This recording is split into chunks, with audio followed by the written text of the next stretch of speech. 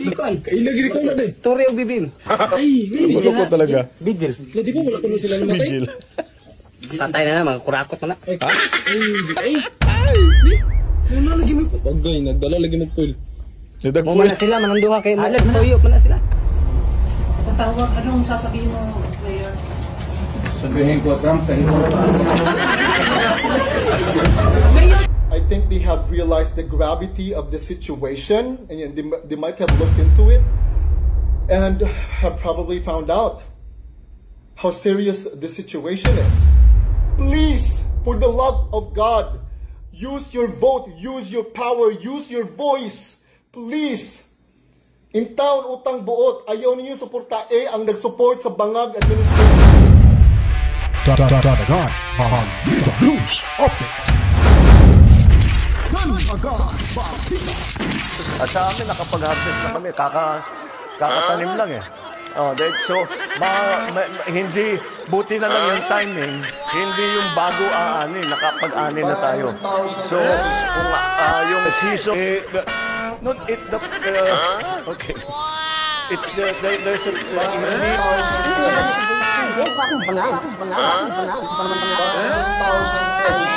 May signalionaryo, sama-sama tayo. Babagay. Signalionaryo.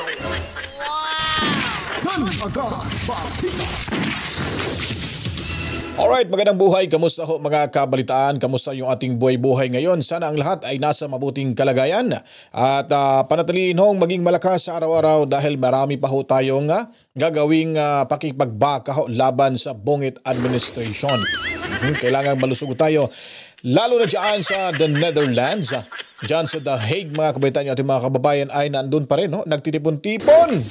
Parang ginawa ng park yung ang harap ng ICC detention facility mga kabalitaan. At matsalam ho sa mga 56,255 subscribers. At nakikita natin sa algorithm mga kabalitaan, nakita ho natin dito yung nakapag-open lang o nakapag-pindot lang daw ng notification bell ay nasa 17,000 lang po. Mahigit siguro ilang percent, 30% lang yata mga kabitan sa ating kabuuang subscribers na nakapag-pindot ng notification bell. Buksan nyo na po yung notification bell para ho pag meron ho tayong mga bagong ina-upload na video ay agad-agad nyo pong mapapanood mga kabalitaan.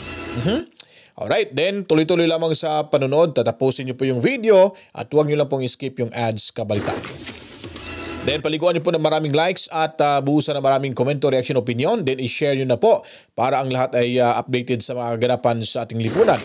At ngayon naman po sa ating mga pagbabate, lahat na lang mga Pilipino sa ang lupalop ng ating mundo na may mga kababayan nating nagsusumikap. Madsalamu sa inyong lahat. Assalamualaikum sa inyong lahat nating mga kapatid na Muslim. Ngayon po mga kabitan, ipapakita ko lamang ho ito sa inyo. Itong talagang tagus hanggang buto.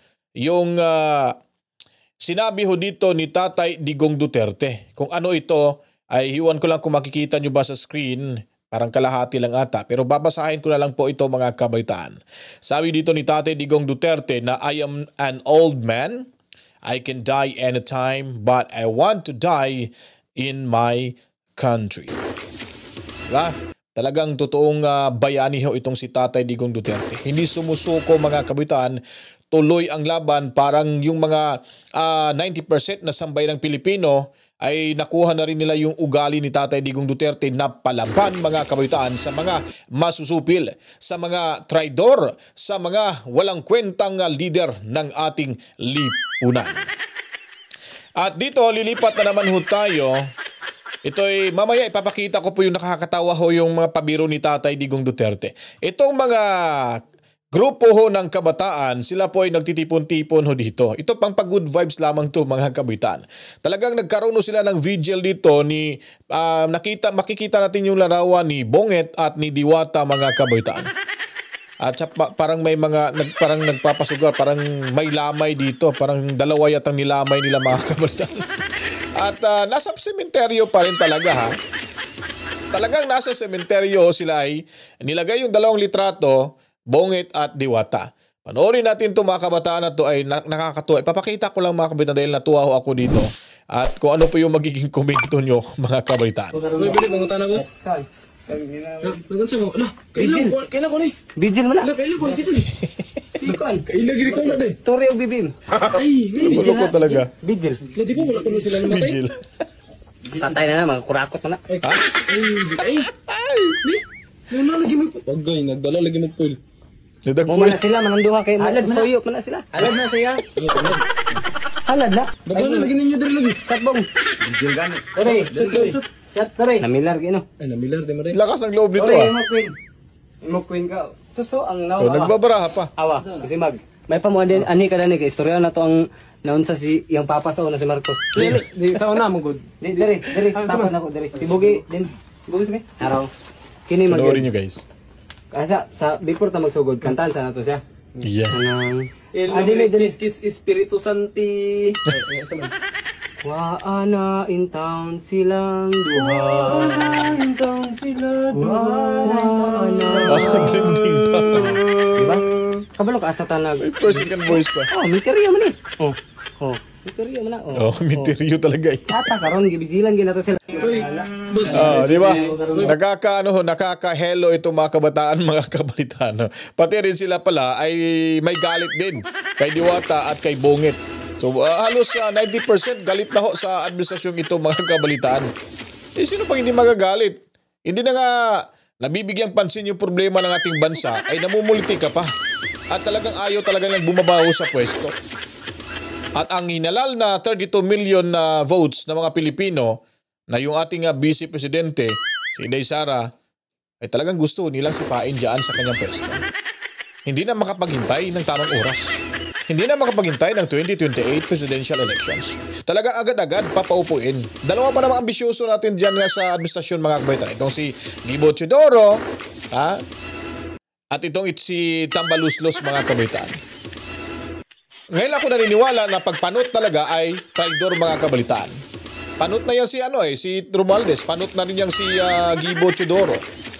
So hindi naman siguro lahat. Pero pag panot ka na nasa gobyerno, lalo na pagkalyado mong alyansang para sa bagong Pilipinas, ay markado na hong mga traidor mga kabalitaan. Eto, para hindi ho tayo magiging malungkot, patawa muna tayo kay Tatay Digong Duterte. Sabi niya dito, makawit na tatawagan niya daw si Trump. Pero may tinanong ho dito yung mga media at ito yung kanyang sagot mga kawitan. Isa pa kayo ulit ni Body Trump mo? Ay, may plano akong tatawag. Okay. Tatawag, anong sasabihin mo, Mayor? Sabihin ko, Trump, kayo. Mayor, tuloy ang pagpamilya natin, Mayor.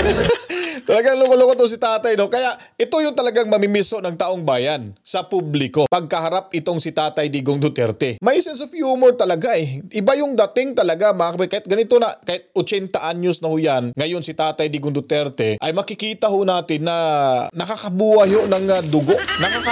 Nakakalasaw ng dugo, mga kapatid. Kasi nga, ano sasabi? Seryoso yung mga media. Mayor, may plano po ba kayong kausapin si President Donald Trump? Simple, talaga seryoso siya sumagot. Oo, may plano ako, tatawagan ko. Tapos biglang tumayo. Tapos sabi, Mayor, ano bang sasabihin mo kay President Donald Trump? Sasabihin ko sa iyang, naiihi na ako, Trump. Pero nakakatawa ho mga kabalitan. Ito naman po ang medyo masakito sa ating puso't isipan. Ano bang dahilan kung bakit yung mga ballot boxes dyan sa Region 11, na Region 11 yata yung Davao, ay meron ano ba yan? Mga itim, diba? O ballot boxes nga yan mga kabalitan. Dyan nila nilagay, iniipon nila sa isang bahay na yan, ewan ko kung kaninong bahay, at hinakot ho, isinakay sa isang wing van na kung saan ay napakadami pala mga kabaitaan. Ang tanong ho ng karamihan, ito ba ay talagang hindi pa nagamit? Ito ba hindi pa nabuksan? O baka may nakatago na ho diyang numero para pwedeng idagdag sa boto ng Alyansa para sa Bagoong Pilipinas? Yun pong malaking katanungan eh. Imposible ho hindi ito ni-reprogram ho dyan sa isang pamamahay. Ba't dyan nakalagay sa isang bahay na meron naman paglagyan mga kabaitan? Pwede nyo ilagay sa City Hall. O sa isang warehouse. Magre-renta ng warehouse yung COMELEC.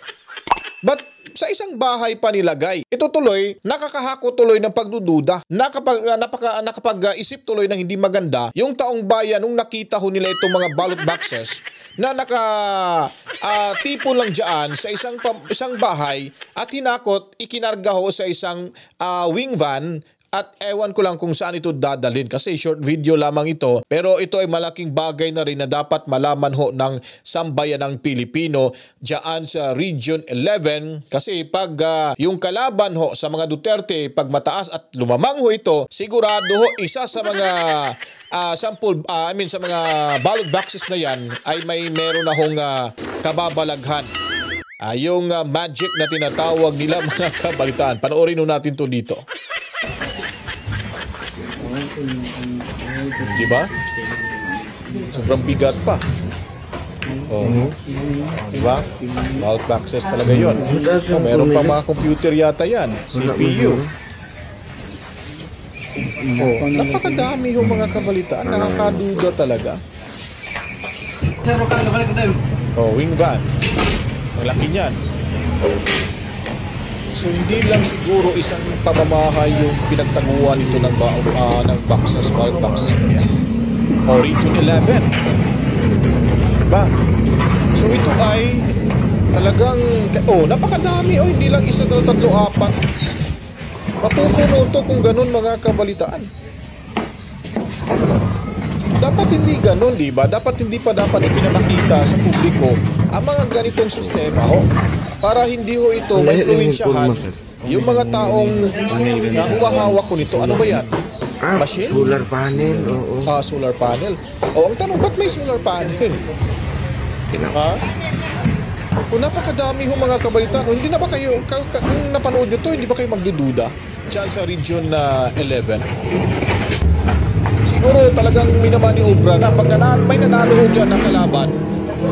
Kaya kunyari malakas yung Team Duterte dyan, sila'y nanalo yung kalaban, ay nako, talagang questionable na ho yan mga kabalitaan. Hindi lang siguro isang bahay to, baka marami yung bahay dyan mga kabalitaan na nakalusot. Yun ang nakakatakot Ang dadami ngayon ng perang nawawala sa ating kaban. Hindi rin kasi pwede rin nating isipin na baka yung pera yan ay pundo yan sa darating na eleksyon. Kasi ilang bilyon ang nawawala dahil nga sa kanilang masamang mithiin, sa kanilang layunin na pansariling interes at ambisyon na agad-agad makakaupo sa mataas na posisyon sa ating bansa, ay pinapagalaw na ho nila, pinapakilos na ho nila yung pera ng taong bayan para sa kanilang interes lamang. So, napaka-unfair po yun sa mga lumalaban ng patas. Ngayon pa lang, yung administrasyong ito, hindi na nga mapagkakatiwalaan dahil sa sobrang dami, talagang tambak na ho sila sa kasinungalingan at pagnanakaw. Ito pa kayang halalan? Magtitiwala pa tayo ngayon sa administrasyong ito? Pwede naman tong, sino ba yung lumayas na commissioner? Chairman ho ng COMELEC dati? Imposible ho. Sana hindi ho matapalan itong si George Garcia. Kasi mahirap na dikit pa naman to sila sa administrasyon ho ngayon. At hindi naman siguro makikita natin, sana maging transparent to. At sana hindi walang magkakaroon ng kaguluhan oras ho sa butuhan.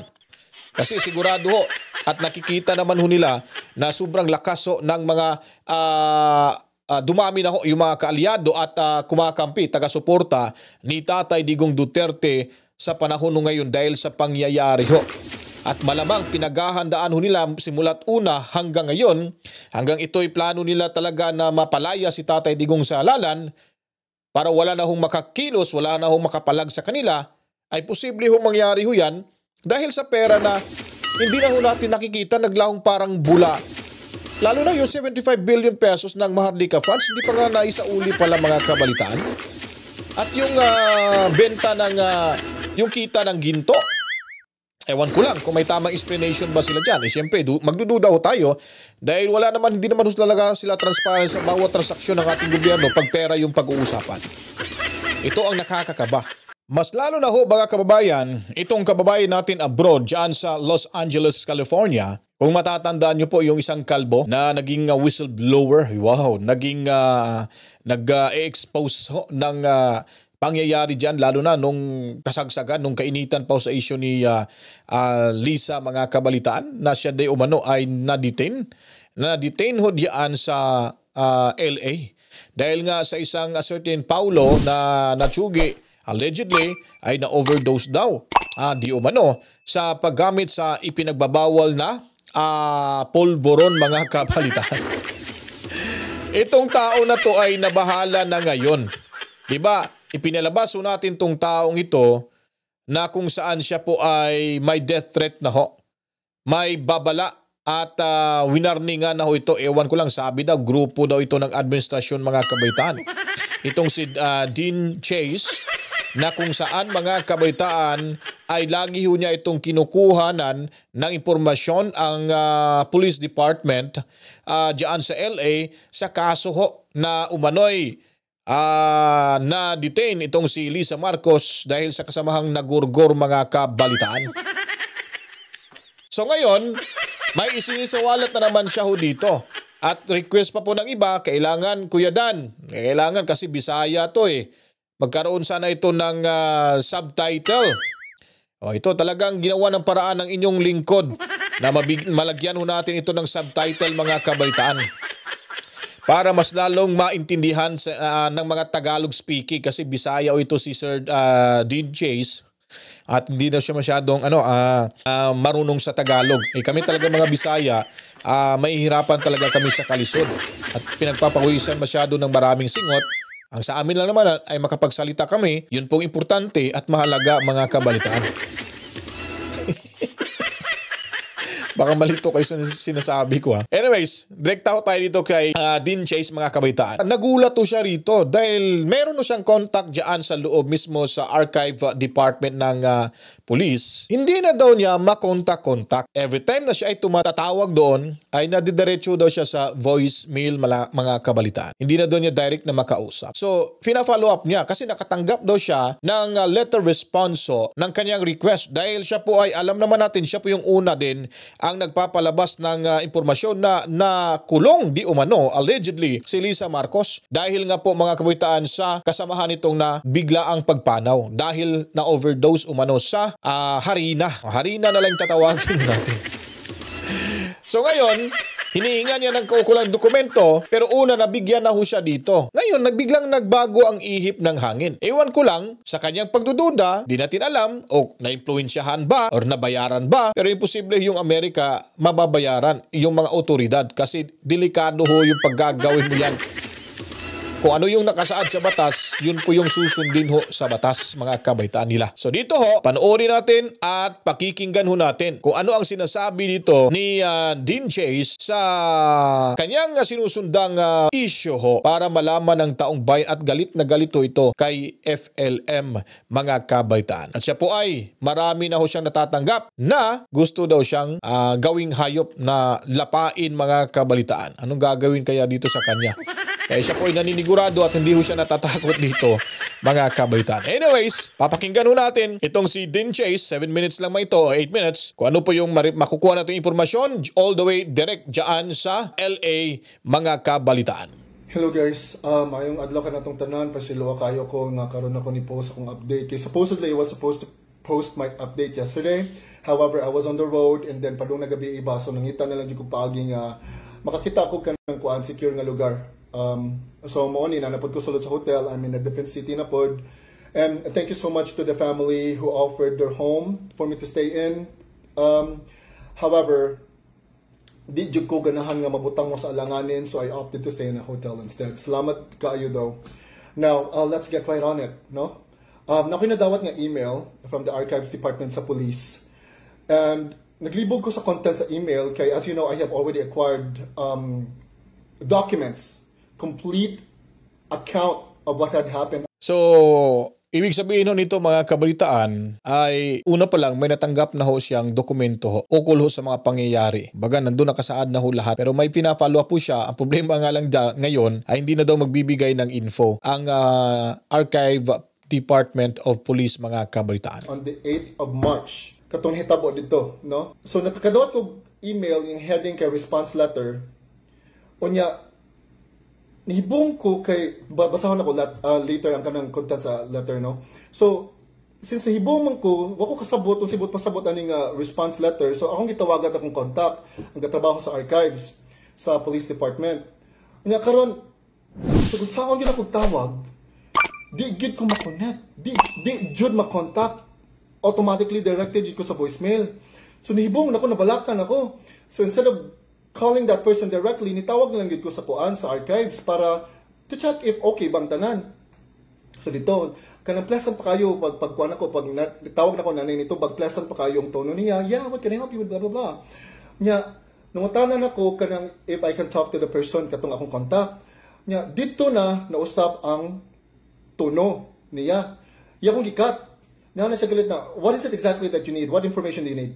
Bundak ka, paspas sa kayo. Yung ko na, well, this is pertaining to an incident that had occurred on the 8th of March on a Saturday. Nya, gikat na po ko niya. Niya na din siya na, well, who is this? Well, this is Dean Chase. Niya na din siya nga, did you receive a response letter? Yung ko na, yes, I have received a response letter. And this is actually what the call is about. I'm asking what the letter is. What does it mean? Niya siya na, well, whatever is inside that letter is our final statement on the matter. Well, that's just it. I don't know what it means. Gikatasad ko niya. Ano din siya nga, whatever is in the response letter is our final statement on the matter. Bundak ang phone. Ano ko, shit. No. Unsa to? Unsa?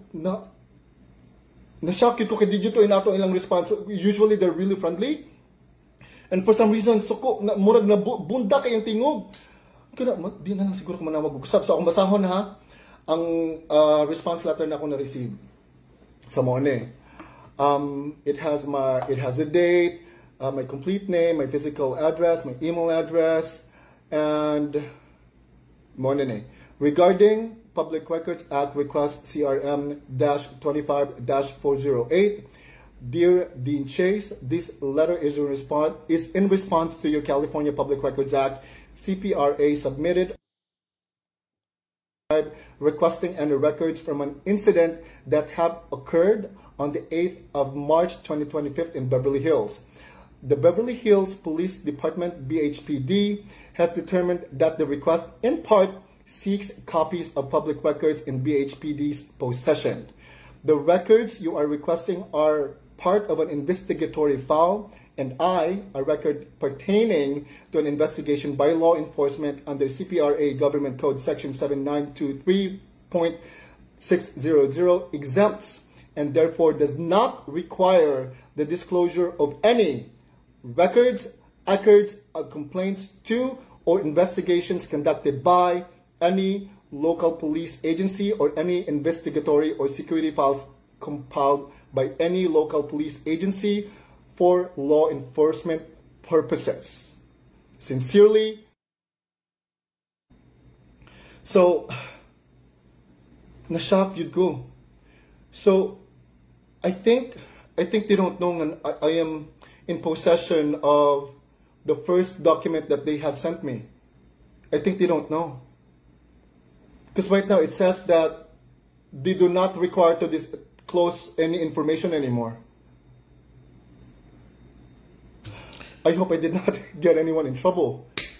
So yun po ang nakakapagtataka ho. Dati kasi libre lang kasi tayo makakuha ng ano daw, sabi niya, na mga public documents, especially sa nangyari ho dyan kay Lisa. At yung humingi daw siya una, meron siyang natanggap. Pero ngayon ay nagbago na daw yung ihip ng hangin dyan at hindi na daw sila allowed to disclose all the information based on the result of their investigations. It's because daw, I do not know, sabi nga, nagdududa na nga sila baka ho na na-influensyahan sa limpak-limpak na salapi. Pero sa aking sinasabi na nitong kani-kanina lang ay imposible ho yan. Pero yun po yung malaking katanungan, ba't hindi na ho sila magbibigay ng mga dokumento na kung saan ay ito'y naayon naman ho sa batas na pwede ho makakuha pag public documents ay maaari din makakuha yung mga taong naninirahan dyan sa LA o sa Amerika kung ito po ay i-request mga kabalitaan. So, yun po yung malaking katanungan. Ewan ko lang, kung ganito yung sistema dyan sa LA, medyo mahirapan ho tayong makapagbigay ng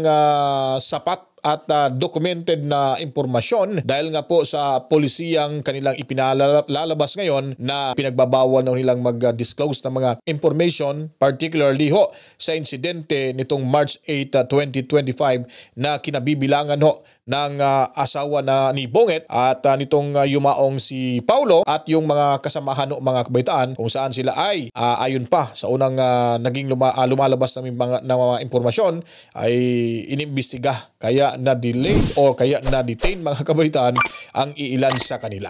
Hindi na dyan ako siya makontak, guys. Di na dyan ako siya makontak mo. Direct na siya sa voicemail. So I think this is what I think had happened, no? Since I've been really vocal. This incident is actually public records by request. Sorry ha, kaya nabalakag ko sa kong contact. I'm probably gonna drop by dito when I get the chance na makabalik sa city. Ako niya to siyang bisitahon, but I think this is what happened. I think that department had received an onslaught of requests for that record or document, and I think they have realized the gravity of the situation, and they might have looked into it and have probably found out how serious the situation is. So yeah, I think I might have probably gotten someone in trouble.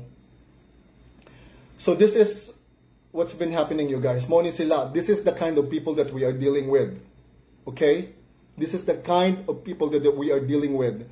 This is no longer the Duterte versus the Marcoses. This is now the Marcoses versus the Filipino people. Please, guys, ihawhag tamong tanan. Please. Karon, focus o sa local election, sa local government. Pilion nato ang mga tao na wala ga support sa bangag administration, ha. Pilion nato ang kanang mga tao nga makatabang gyud nato kay karon grabe kaayo ang panghitabo diha sa Pilipinas. I really don't know why it boggles my mind. It blows my mind why these public officials are supporting the bangag administration when they know that everyone knows what's going on in the Philippines right now. Everyone knows what's going on with the administration. It blows my mind why these public officials are supporting them. Please, for the love of God, use your vote, use your power, use your voice. Please. In taon utang buot, ayaw ninyo suportae ang nag-support sa bangag administration. Right now, I am in contact with someone very, very, very, very special. And this person will help me with the documents, with the information that I have. And we are already, we already have a schedule to meet up. And I hope that this will help everyone. I'm going to give you updates as much as I can and what I am limited to, okay? So please, guys, please, this coming election May, use your vote wisely.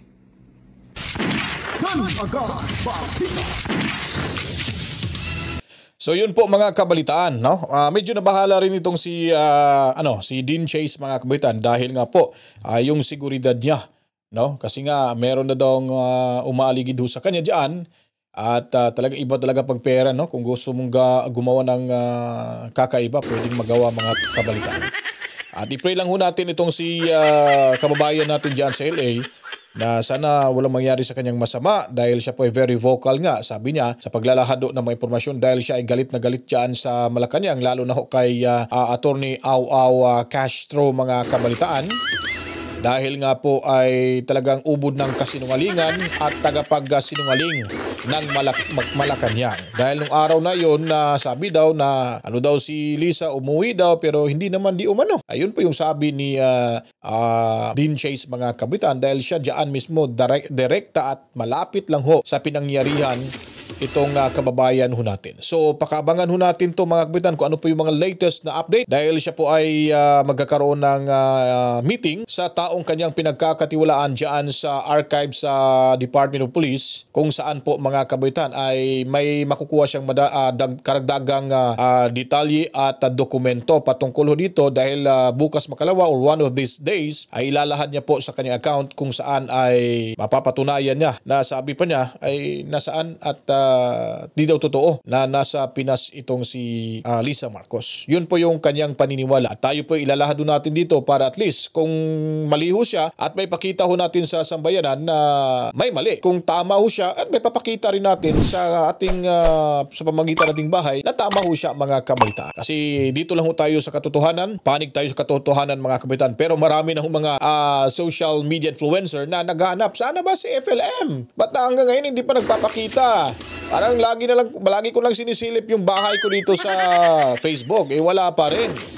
Kaya kailangan din sumagot. Dapat kasi dapat sumagot yung Malacanang ho dito. Sinasabi ng ibang mga vloggers na ito ay papain lamang. Para mahuli ho yung mga sikat na mga vloggers na nagpapakalat ho sa sabi nilang maling impormasyon.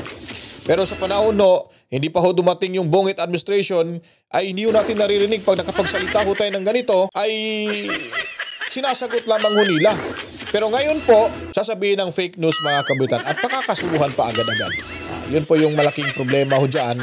Kaya medyo yung ibang mga vloggers ay hindi rin talaga natatakot. Talagang isisiwalat yung kabalastugan, yung kademonyuhan, katraidoran ng mga alipores ni Bongit dyan sa Malacanang at sa House of Retaliations, lalo na ho yung kanilang King of Crocs, si Tamba Loslos Kabalitan.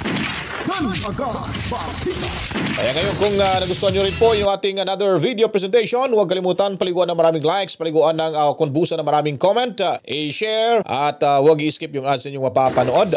And then of course, hindi pa po nakapag-subscribe, 30% lang ho ang mga subscribers natin mula sa subscribers natin ang pumindot ng kanilang notification bell. Kaya kayo dyan hindi pa mga subscribers na, pindutin na ang notification bell para agad-agad mapanood yung mga latest video natin ina-upload dito ho sa ating munting bahay dan agan balita reaction video. At ako po'y magpapaalam na. Matsalam ho sa lahat ng ating mga kapatid na Muslim. Assalamualaikum. At sa ating mga sinaduhang OFW overseas Filipino workers. At of course, ating mga moderators, Team Replay, silent viewers po natin mga kabaitan. Mami Rose and Daddy Berding, kamusta at ingat-ingat lagi dyan sa Cebu City. Tobias Family Boss Toby, magandang buhay sa inyong lahat ng mga kasamaan mo kung saan ka man ngayon. At of course, pasasalamat na rin ho tayo sa 56,256 subscribers. To God be the glory. Wawa, chip chip. Peace out.